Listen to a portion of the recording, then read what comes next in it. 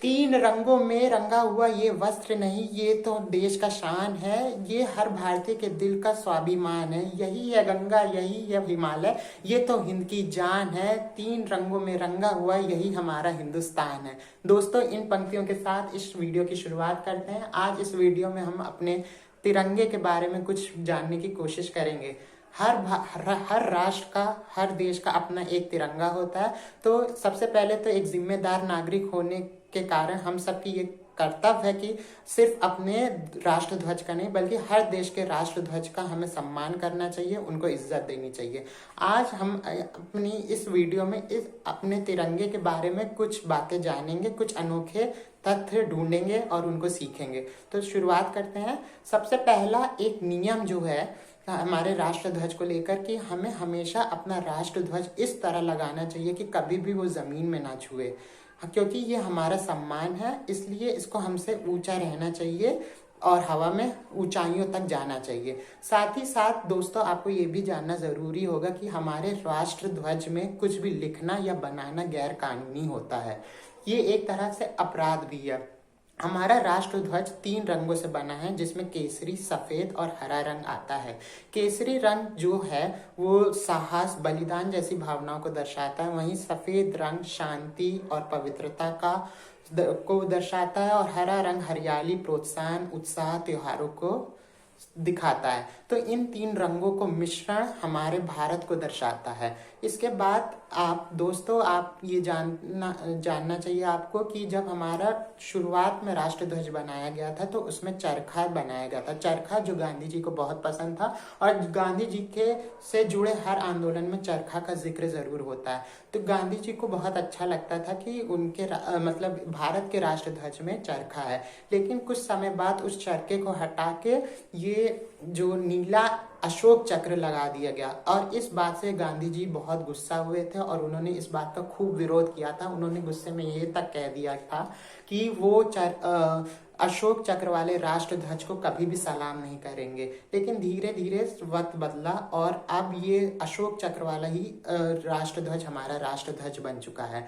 और साथ ही साथ दोस्तों, ये भी कहा जाता है कि राष्ट्र ध्वज को जो जब संसद में फहराया जाता है तो एक साथ तीन राष्ट्र ध्वज को फहराया जाता है और जो इंसान इसको फहराता है वो इस तरह फहराता है कि राष्ट्र ध्वज उसके दाहिनी ओर आए। इसी को कहते हैं फ्लैग कोड ऑफ इंडिया। अगर कोई इंसान राष्ट्र ध्वज को फहराता है तो उसको फ्लैग कोड ऑफ इंडिया का जरूर से जरूर ध्यान रखना चाहिए, क्योंकि अगर इसका वो ध्यान नहीं रखता है तो जेल तक की सजा का प्रावधान होता है, क्योंकि ये एक तरह से अपराध हो जाता है।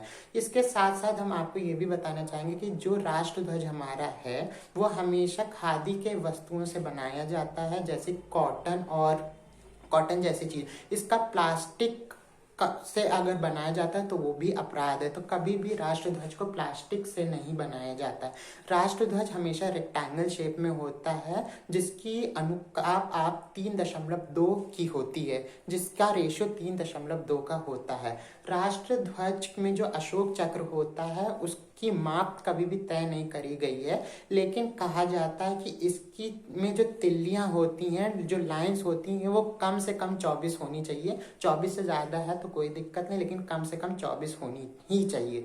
साथ ही साथ राष्ट्र ध्वज को हमें कभी भी सजाने की या खेलने की वस्तु के रूप में नहीं देखना चाहिए। बहुत से लोग राष्ट्र ध्वज से खेलते हैं, बहुत से लोग उसको सजाने के रूप में देखते हैं। तो इन चीजों का हमें बचना चाहिए, क्योंकि यही हमारा सम्मान है, हमारा मान है, हमारे देश का आत्मविश्वास है। राष्ट्र ध्वज जो आप देख रहे हैं ये हमने पहली बार अपनाया था 1947 में। 22 जुलाई 1947 में पहली बार इसको फहराया गया था। हालांकि इससे पहले भी एक तिरंगा था जो कि लाल, सफेद और लाल, पीला और हरे रंग का था, जिसमें सफेद नहीं था।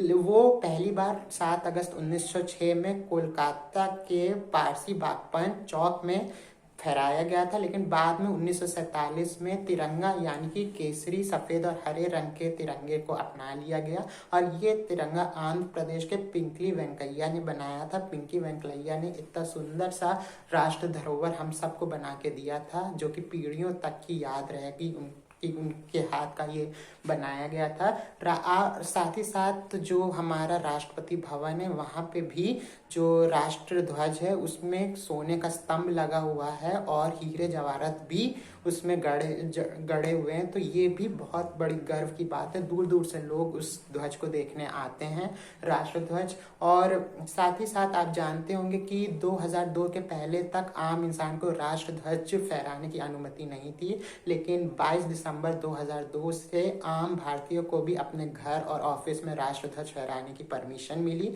राष्ट्र ध्वज का सम्मान करना बहुत ज़रूरी होता है। और साथ ही साथ दोस्तों, ये इससे हमारी बहुत सी भावनाएं जुड़ी हुई हैं। और आपने ये भी सुना होगा कि भारत के संविधान के अनुसार जब भी कोई राष्ट्र विभूत यानी राष्ट्रपुत्र, राष्ट्र स्वरूप, राष्ट्र सैनिक की जब भी शहादत हो जाती है, वो उनका निधन हो जाता है, तो राष्ट्र शोक जब घोषित किया जाता है तो कुछ समय के लिए राष्ट्र ध्वज को नीचे झुका दिया जाता है। लेकिन ये राष्ट्र ध्वज वहाँ पे झुकाया जाता है जहाँ पे उनका पार्थिव शरीर रखा होता है, और उनका पार्थिव शरीर राष्ट्र ध्वज में लपेट के रखा जाता है, जिससे कि और जो ये नारंगी रंग की पट्टियाँ होती वो उनके सिर की तरफ होती हैं और हरे रंग की पट्टियाँ उनके पैरों की तरफ होती है। तो वो सबसे बड़ा सम्मान एक राष्ट्रपुत्र के लिए होता है।